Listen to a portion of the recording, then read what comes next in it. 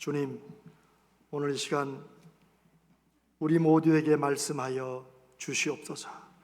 말씀을 전하는 종이나 성도들이 함께 하나님의 음성을 듣고 힘을 얻을 수 있도록 역사하여 주시옵소서.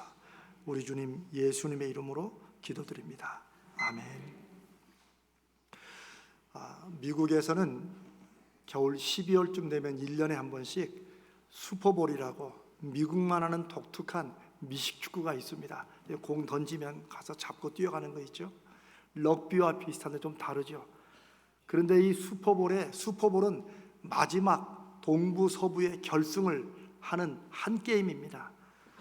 그런데 이 결승전에 그 스타디움이 경기장이 몇만 명이 들어가는데 가장 싼 티켓이 몇천 불 정도 됩니다.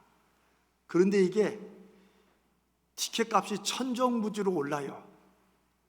근데 돈을 아무리 줘도 살 수가 없어요. 그래서 오죽하면 일생에 제일 받고 싶은 선물이 뭐냐 그러면 슈퍼볼 좋아하는 사람은 그 티켓 한번 받는 거, 심지어 수억을 줘도 못 살 정도입니다. 사실 우리는 관심 없으니까 사실 그거 100만 원이나 한다고 해도 차라리 100만 원 다른 걸 하지 그거 하겠습니까? 자, 제가 이 말씀을 드린 이유는 좀 이상한 질문이지만 여러분, 만약에 슈퍼볼 정도가 아니라 천국에 진짜 들어가는 입장권, 이 티켓을 판다면 여러분 사겠습니까? 안 사겠습니까? 좀 속으로만 생각을 하고 했는데도 당연히 삽니다. 저도 당연히 삽니다. 자, 그런데 그러면 그 천국 티켓을 위해서 여러분 얼마 정도 쓸 생각이 있으십니까? 한번 속으로 생각을 해보세요. 네, 이 질문은 제 질문이 아니라 사실은 예수님이 하신 질문이에요. 성경에 마태, 마가, 누가, 요한복음에 보면 예수님을 찾으러 와서 어떻게 해야 천국 들어갑니까? 어떻게 영생을 얻습니까? 이런 질문하는 사람이 몇 사람이 나와요. 그런데 예수님은 그런 사람들에게 네가 천국을 위해서 무엇을 할 수 있느냐? 쉽게 말하면 네가 정말 천국에 들어가기를 원하면 네 마음속 깊이 중요하게 여기는 그걸 포기할 수 있느냐? 이렇게 직접 말씀하시지 않지만 예수님은 반드시 그걸 물어보시고 확인하십니다. 왜 그러실까요? 주님은 사람의 마음을 깊이까지 아시게 됩니다. 아시기 때문입니다. 사실 우리는 우리 마음도 잘 모릅니다. 그럴 때가 많죠. 그런데 우리도 모르는 속마음을 주님은 정확히 아시기 때문에 누가 무슨 말을 해도 이 사람이 진심인지 아닌지를 아시고 그 사람을 위해서 네 말과 마음이 하나인 것을 알도록 그런 질문을 던지세요. 우리는 쉽게 천국이 정말 있고 또 그렇게 좋은 곳인데 그러면 누구라도, 지금 예수 안 믿는 사람도 잘 몰라서 그렇지, 정말 있고 그게 좋은 곳이라면 천국 가는 것을 바라지 않는 사람은 없을 것이라고 그렇게 생각을 합니다. 그런데 예수님은 천국을 정말 바라는가 하는 것은 그 천국을 위해 무엇까지 희생할 수 있느냐, 아까 앞서 드린 질문처럼 얼마까지 값을 치를 수 있는가를 생각해 보면 정말 천국을 바라는가 아니면 천국을 바란다고 생각하지 사실은 안 바라는가, 이것을 알 수 있다고 말씀하십니다. 그래서 마태복음 13장은 천국에 관한 여러 비유가 있는 천국 관한 장이라고 불리기도 하는데, 우리가 오늘 나눈 밭에 숨겨진 보화와 진주를 파는 장세의 이야기가 바로 이 얘기를 말씀하시는 것입니다. 천국 티켓이 있다면 당신은 얼마에 살 의향이 있는가? 나 정말 주님의 질문은 천국을 정말 바라고 원하느냐 하는 말씀입니다. 잘 아신 대로 밭에 감추인 보화는 어떤 사람이 밭을 갈다가 쟁기에뭐가 툭 걸려서 파보니까 여기에 고대 왕실의 보화가 거기 숨겨 있는 거예요. 그래 이 사람이 자기 가진 모든 것을 다 팔아서 그 주인에게 밭을 산다는 얘기예요. 그런데 이런 비유를 읽으면서 어떤 분들처럼 이게 법적으로 되냐, 그거 그 도둑놈이지 양심이 있냐, 이렇게 따지는 것은 예수님이 말씀하신 그 말씀의 의도에 딴 쪽으로 빠지는 거예요. 2000년 전이고, 그리고 중요한 건 이 얘기를 듣는 사람들 모두가 다 뭐라고 생각했었냐면 2000년 전에 나도 좀 땅을 파다 그런 게 나왔으면 좋겠다. 그러면 내가 그냥 모든 걸 당연히 다 주고 그 밭을 사지라고 다 공감할 만한 얘기를 주님이 하신다는 거예요. 그런데 그 밭에 감춰진 보화가 뭐예요? 천국이라는 거죠. 보화를 다 사기는 원하는데 예수님은 그게 천국이라는 거예요. 천국은 마치 밭에 감춰져 누구나 발견만 하면 당연히 사지하는 그런 것이 천국이다. 그러면서 주님의 그 속에 담겨진 질문은, 너는 나를 통해, 예수를 통해 그 천국 보화를 너 발견했냐? 라고 묻고, 제자로 따라다니면서 발견했으면 이 천국을 위해 너는 모든 걸 다 팔아서 이 천국 보화를 살 준비가 돼 있느냐라고 물으시는 것입니다. 진주장사 얘기도 비슷한 똑같은 교훈인데, 당시에 많이 있는 유대인들이 여러 군데 다니면서 장사와 사업을 많이 했는데 그 중에 한 진주를 파는, 저 해변가 해안가에 가서 진주를 사가지고 이제 그걸 원하는, 보석을 원하는 사람들에게 파는 진주 장수 얘기를 합니다. 평생 진주를 사고 파는 이런 일을 한 상인이 어느 날 평생에 처음 보는 성경 표현대로 극히 값진 진주를 발견했다는 거예요. 그리고 그 사람은 자기의 그동안 모은 전 재산과 모든 걸 다 팔아서 그 진주 하나를 샀다는 것입니다. 그런데 또 이런 비유를 들으면서 딴 쪽으로 빠져가지고, 아니 진주 장사가 진주가 그거 하나만 있나? 앞으로 기다리면 더 좋은 게 올 텐데, 이렇게 딴 쪽으로 빠지는 건 주님의 의도를 잘 모르는 거예요. 이거는 누구보다도 전문가인 이 진주 장사가 일생일대의 기회, 이거 아니면 절대 다음 기회는 없다라는 그런 진주를 만났다는 거고, 사실 그 진주가 뭐예요? 주님이 말씀하시고 전하시는 천국이라는 거예요. 그 천국 진주를 너는 발견했고, 발견했으면, 예수 안에서 그걸 발견했으면 그걸 살 준비가 돼 있느냐, 지금 살려고 뭔가를 하고 있느냐라는 질문을 2000년 전에도 하시고 오늘 저와 여러분들에게도 하시는 것입니다. 사랑하는 여러분, 밭에 감추어진 보화나 진주장사의 비유는 그렇게 우리가 돈으로 살 수 있는 것처럼 지금 똑같이 우리에게도 이 세상 사는 동안에 보화나 진주보다 비교도 안 되는 그 천국을 우리가 붙잡고 어떤 면에서는 살 수 있고 구할 수 있는 기회가 지금 딱 한 번 주어졌다는 것입니다. 그래서 우리의 모든 것을 주고라도 사야 되는데, 그 천국의 가치를 정말 아느냐? 왜? 정말 아는 사람은 모든 걸 다 주고 사기 때문입니다. 천국은 모든 걸 주고 살 만큼 귀하고 가치 있는 일생일대의 기회라는 것을 예수님은 이 짧은 비유로 우리에게 질문을 던지고 계십니다.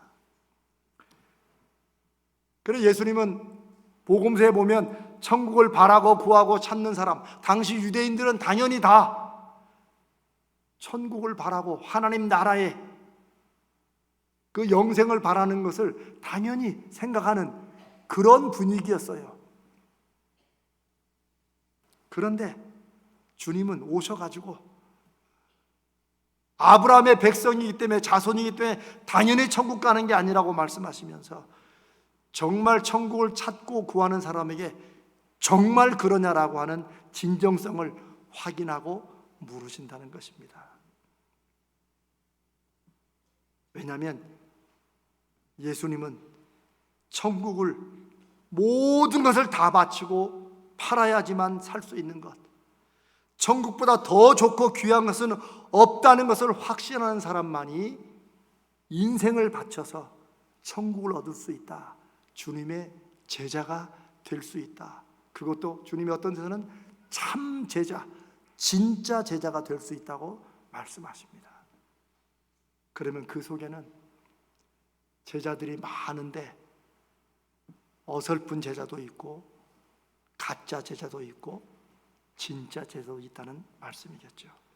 2000년 전만 그러겠습니까? 오늘 우리에게도 마찬가지입니다. 사랑하는 여러분, 물론 예수 믿으면 구원받고 이 세상에서 그 삶 속에 천국이 시작되고 그리고 이 땅에서 우리가 죽은 후에 천국까지 이어집니다. 분명한 사실입니다. 문제는 우리는, 오늘날 기독교는 예수 믿는 것을 너무 쉽게 생각한다는 거예요.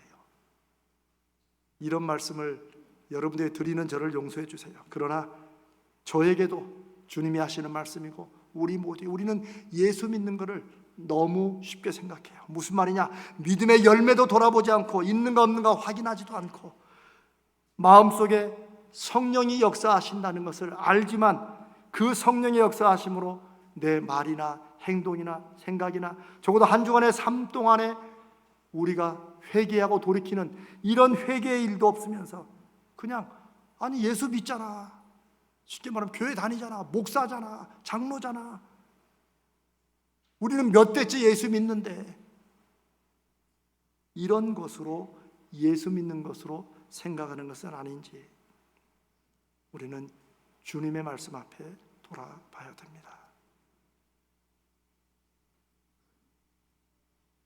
저는 예수님의 말씀은 사실 목사들이 이렇게 설교 때 이걸 해수해주고 설명해주지만 사실 설명할 게 없습니다.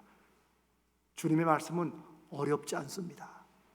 그러나 주의 말씀이 어렵게 여겨지는 것은 그 뜻을 몰라서가 아니라 그 말씀을 어떻게 지금 이 현실에 어떻게 그렇게 살아, 그렇게 어떻게 사람이 살 수 있어? 이 실천이 어려워서 어려운 것이지 말씀이 어려워서 어려운 것은 아닌 것입니다. 그리고 사실 오늘날에는 이거보다 어쩌면 더 문제는 너무 많은 교회와 성도들이 천국에 관심도 없고 또 예수님이 하신 말씀을 그냥 좋은 말씀이니까 이 정도로 생각하지 그 말씀이 내 일생일대의 유일하고 중요한 기회라고 그렇게 생각하지는 않는다는 것이 아마 더 문제일 것입니다. 한번 다르게 생각해 볼까요? 여러분이 무언가를 진짜 바라고 간절히 바라면 그러면 그것을 생각지도 않고 바라지도 않는 사람과 조금 다를까요? 아니면 똑같을까요? 조금 다르죠. 그렇죠? 부부끼리도 조금 다릅니다. 사람이 뭔가 진정으로 바라는 게 있으면, 간절하면 표정도 좀 다르고 말도 달라집니다. 그런데 이게 바로 우리 안의 믿음이 물론 좀 올라갔다 내려갔다 하기도 합니다. 저도 그렇고.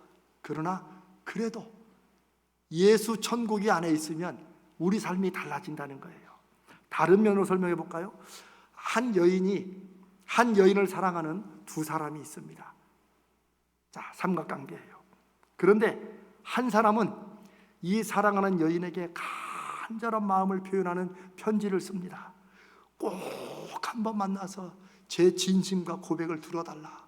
나는 당신 아니면 세상 사는 의미가 없다. 절절히 편지로 고백한 다음에 그러니 몇 날 몇 시 어디에 꼭 한번 만나달라고 간청하는 편지를 씁니다.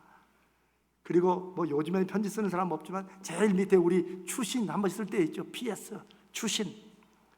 그날 비가 오지 않으면 꼭 만나고 싶습니다. 제가 좀 유머를 심각하게 하니까 너무 심각한데 지금 무슨 말인지 아시죠? 아이고 설명을 해야 되나?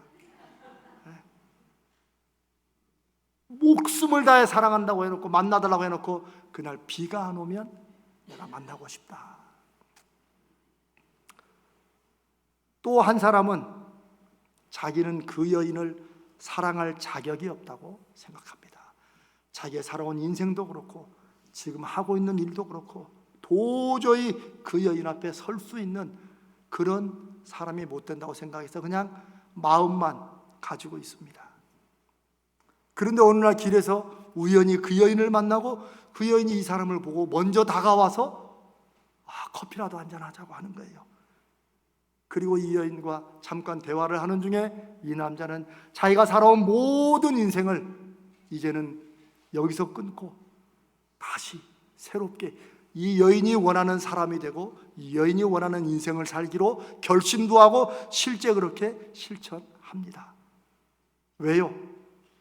세상 무엇보다도 이 여인을 사랑하고 가장 귀하기 때문입니다.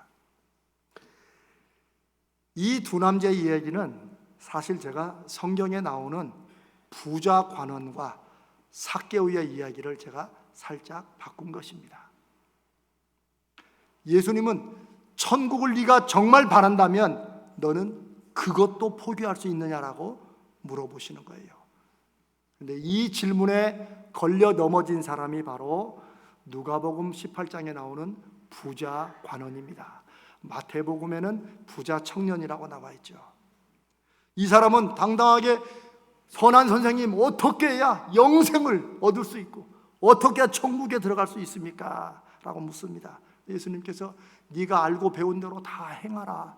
그러니까 더 자신 있게 저는 어려서부터 이 모든 계명들을 지금까지도 지키고 있습니다. 당시 이 정결한 유대인 중에는 이런 사람이 많았어요.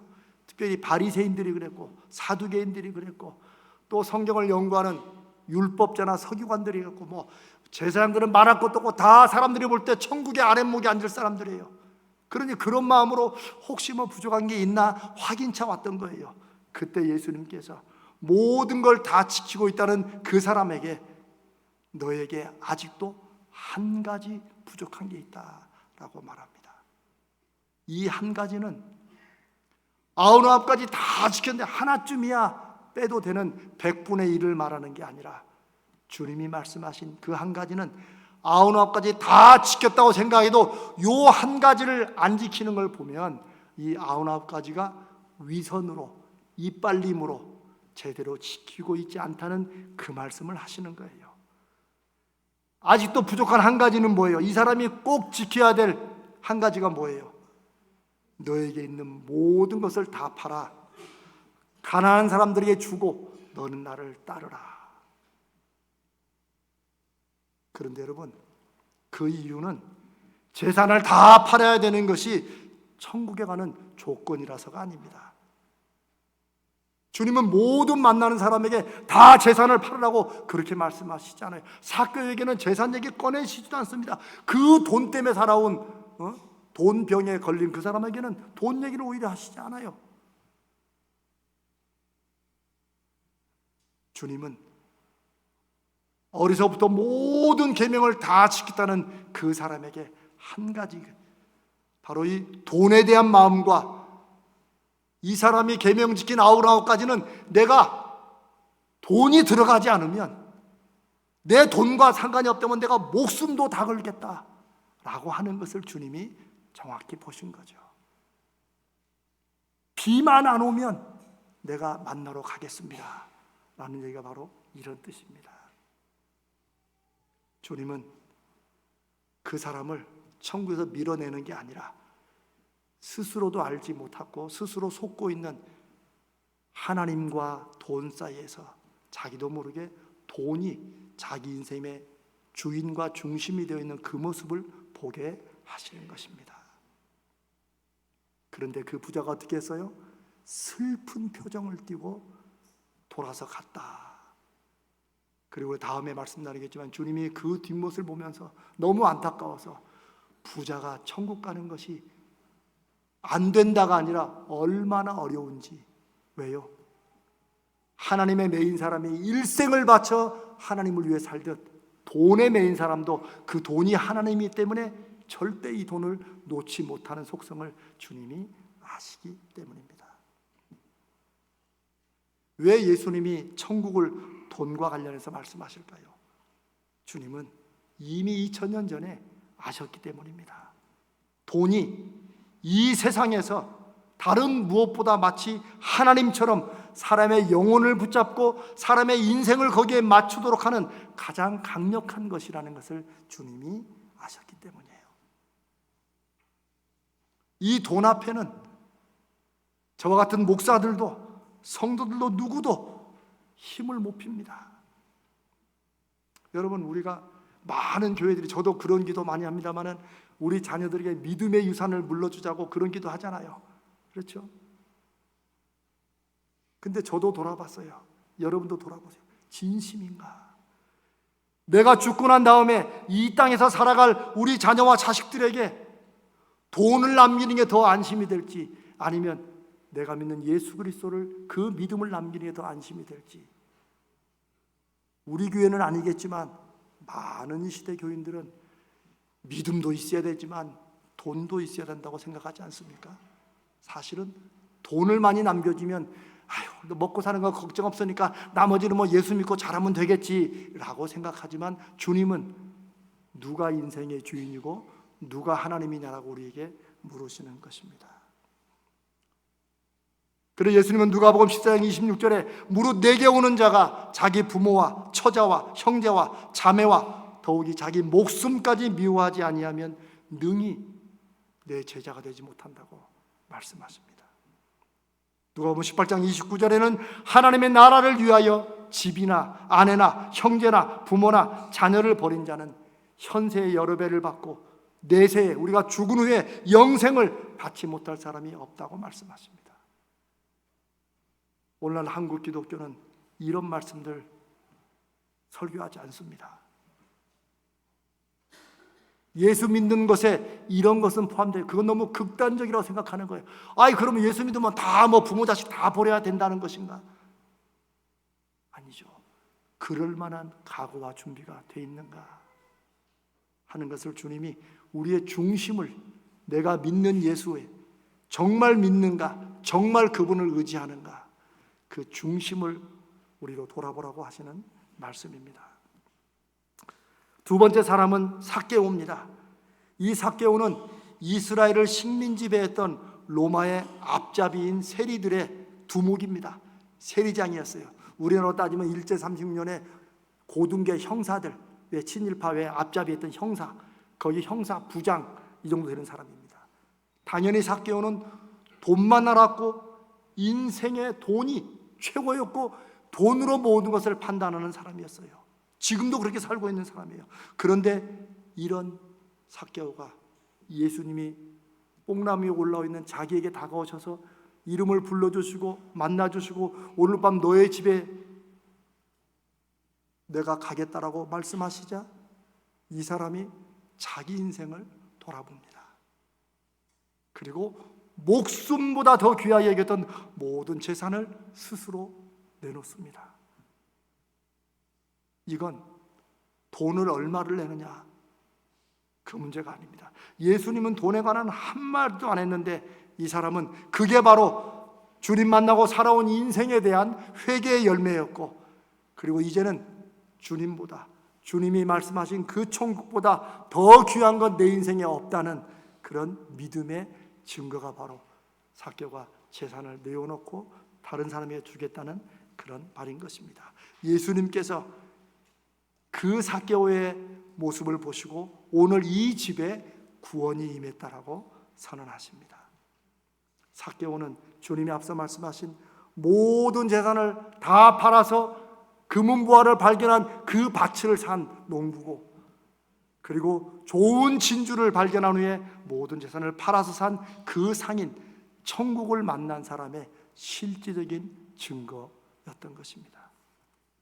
사랑하는 여러분, 예수님이 말씀하신 하나님 나라, 예수님이 우리에게 전하신 천국은 바로 이런 것입니다. 천국을 진짜로 발견하고 정말 하나님과 함께하는 이 땅에서의 삶이 얼마나 소중한지를 알고 이후의 삶이 영원히 이어진다는 것을 바라는 사람은 이것보다 더 좋은 게 없다는 것을 확신하게 됩니다. 아직은 부족하지만 그래도 이 땅에 살아가는 동안에 먹든지 마시든지 무엇을 하든지 내가 하는 이 일이 하나님의 자녀로서 믿음과 연결되도록 하는 것입니다. 사랑하는 여러분, 천국을 돈으로 살 수 있으면 저는 참 좋겠다고 생각합니다. 차라리 쉽지요. 그러면 일평생 몇십이라도 모아서 하지 않겠습니까? 물론 천국을 돈으로 살 수는 없습니다.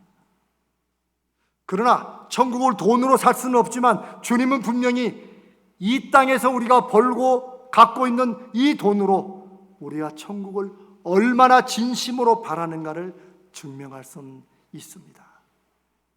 예수님이 네 돈을, 요즘 말로 하면 은행 통장에 자꾸 쌓지 말고 그 돈을 천국 통장에 쌓으라고 이렇게 말씀하십니다.